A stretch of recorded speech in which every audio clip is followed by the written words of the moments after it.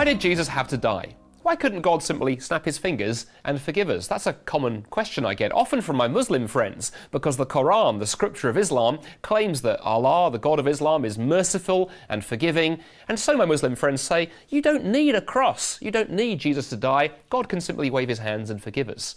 How do we respond? Well, think about the word forgiving. Think about the word mercy for a moment. Mercy means, by definition, getting what you don't deserve.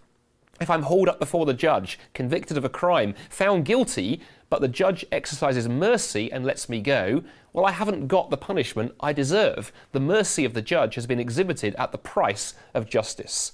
Mercy is always exercised at the expense of justice. And in every other religion, that is in fact a contradiction.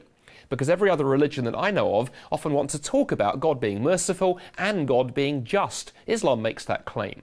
But if the God of the Quran just simply forgives us without punishing us, if there's no payment for our sin, then he may have been merciful, but he hasn't been just. And there is a contradiction right there in the heart of the religion. And that's true of every other religion except one.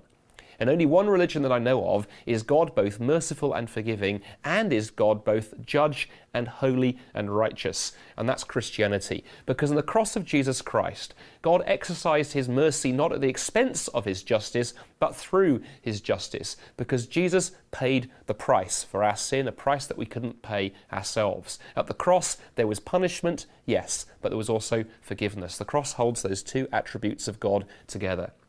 You see, if I lend you my iPad and you bring it back to me and you've broken it, and I say to you, don't worry about the fact you've broken it, don't worry, I'll deal with it. And you walk away, you've been forgiven, I've shown mercy, but there's been a price.